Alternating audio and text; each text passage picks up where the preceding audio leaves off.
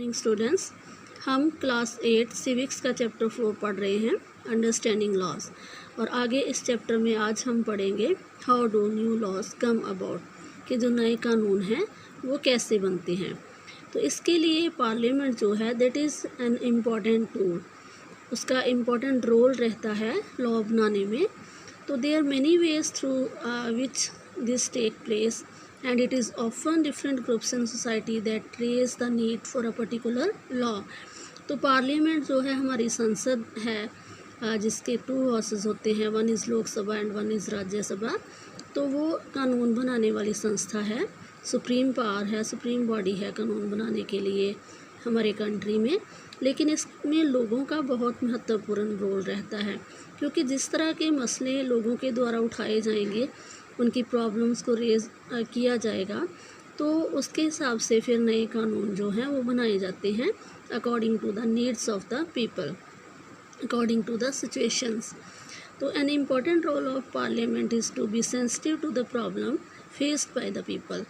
तो पार्लियामेंट क्या करती है कि जो लोगों की प्रॉब्लम्स होती हैं, समस्याएं होती हैं, उनके प्रति संसद संवेदनशील रहती है। तो इसमें आगे हम एक एग्जांपल देखेंगे कि किस तरह से डोमेस्टिक वायलेंस जो है वो पार्लियामेंट ने उसकी तरफ ध्यान दिया और उसके ऊपर कानून बना। तो व्हाट इज़ डोमेस्टिक वायलेंस?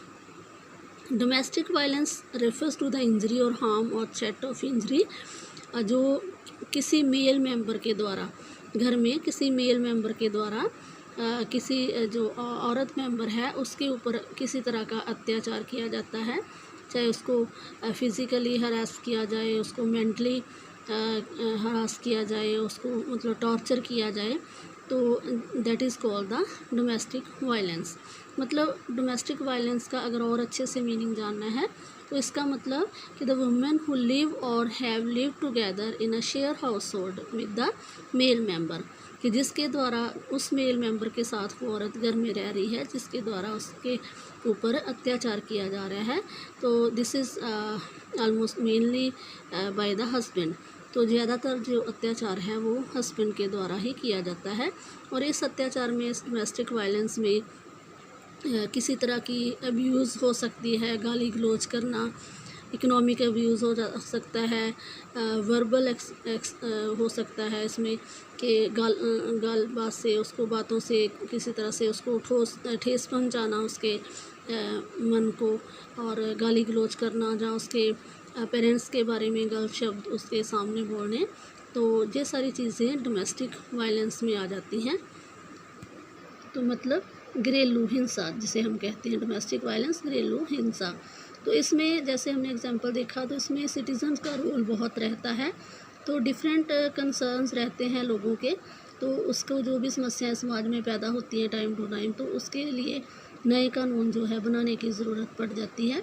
तो इसी तरह से एक जो स्थिति पैदा हुई, जब देखा पार्लियामेंट ने, हमारे रिप्रेजेंटेटिव्स ने, सरकारों ने कि औरतों के ऊपर अत्याचार बहुत बढ़ गए हैं, तब उनके लिए एक्ट पास किया गया कि जो डोमेस्टिक वायलेंस जो है, घरेलू हिंसा है, इसको रोका जा सके। तो ये सब तभी पॉसिबल होता है जब लोग अपनी आवाज़ उठाएंगे किसी भी मसले के बारे में, जो भी उन्हें चाहिए कि नहीं, ये हालात ख़राब हो रहे हैं इस फील्ड में, इस सिचुएशन में, तो नए कानून की ज़रूरत है।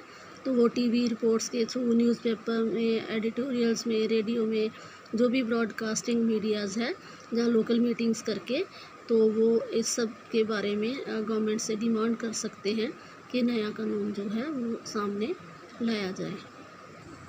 नेक्स्ट हम पढ़ेंगे अनपॉपुलर एंड कंट्रोवर्शियल लॉज, कि वो कानून जो पॉपुलर नहीं होते लोगों के बीच में, जहाँ कंट्रोवर्शियल रहते हैं, उनकी आलोचना होती है, नुक्ताचीनी की जाती है लोगों के द्वारा, कि लोगों को वो लॉ पसंद नहीं आते हैं।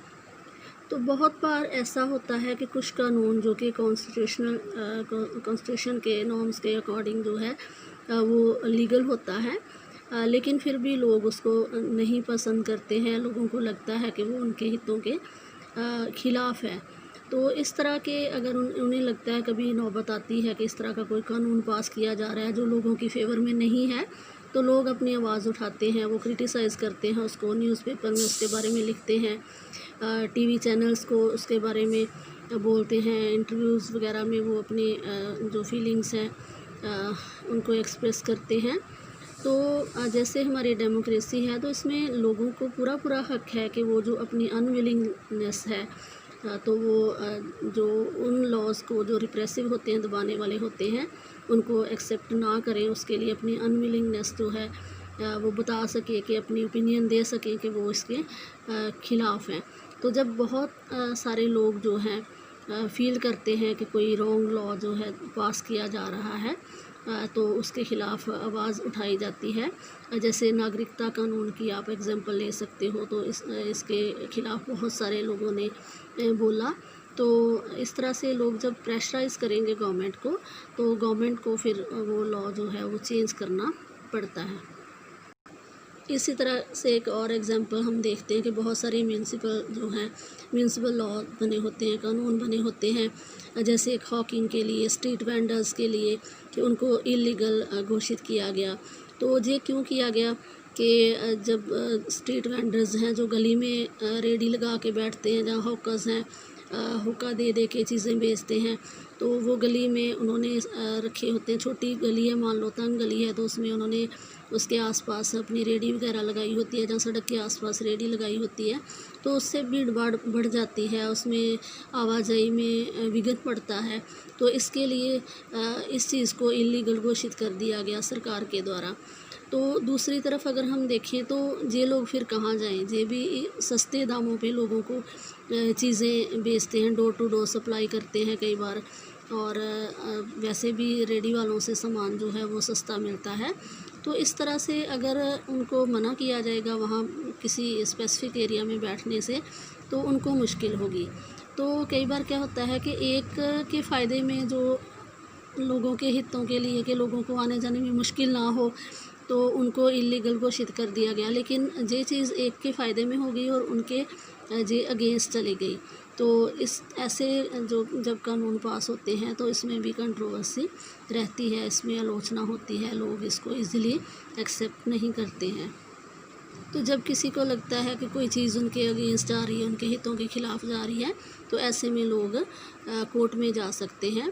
कंसर्न लॉ के अगेंस्ट वो अपना जस्टिस हासिल करने के लिए वो कोर्ट की मदद ले सकते हैं। तो जहाँ आप कुछ पिक्चर्स देख पा रहे हो जो प्रोटेस्ट की हैं, विद्रोह किए जा रहे हैं, इसमें 7th क्लास में भी आपने कुछ ऐसी ही पिक्चर्स देखी थी, तो जिसमें लोग सॉलिडेरिटी दिखाते हैं, मतलब यूनिटी दिखाते हैं। कई बार जो अनजस्ट लॉज होते हैं उनके ख़िलाफ़ वो इकट्ठे मिलके आवाज़ उठाते हैं। तो ऐसे जो आप पिक्चर्स देख पा रहे हो, इसमें भी ये प्रोटेस्ट किए जा रहे हैं। तो अभी इसमें एक चीज़ बहुत ज़रूरी है कि हमारे जो रिप्रेजेंटेटिव्स होते हैं हमारे द्वारा ही चुने जाते हैं, लेकिन ज़रूरी नहीं है कि हमारी ड्यूटी वहीं पे ख़त्म हो जाती है कि हमने प्रतिनिधि चुन दिए और हमारा काम ख़त्म। नहीं, हमारा काम वहीं पे ख़त्म नहीं हो जाता। हमारे रिप्रेजेंटेटिव्स जो कि सरकार के रूप में बैठे होते हैं वहाँ, तो हमने उनको जवाबदेह बनाना होता है, उनको अपनी प्रॉब्लम्स बतानी होती हैं।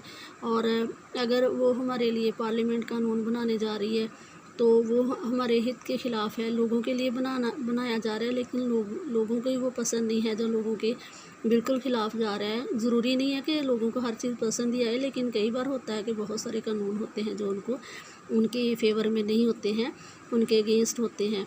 तो हमें अपना जो पार्टिसिपेशन है इसमें इम्पोर्टेंट रोल है जो हमें सामने लाना चाहिए। हमें अगर हम नहीं करेंगे विरोध, तो ऐसे तो कोई भी कानून ऐसे पास होता रहेगा जो लोगों के ख़िलाफ़ जाएगा। तो हमारी ड्यूटी बनती है कि रिप्रेजेंटेटिव चुनने के बाद भी हमारा ज़िम्मेदारी क्या है कि हमने एक जागरूक नागरिक के रूप में रहना है, और पार्लियामेंट को हमने उसको अच्छे तरीके से वो परफॉर्म करे। इसके लिए हमारा एक्टिव पार्टिसिपेशन जो है वो हर चीज़ में, हर इशू में रहना बहुत ज़रूरी है।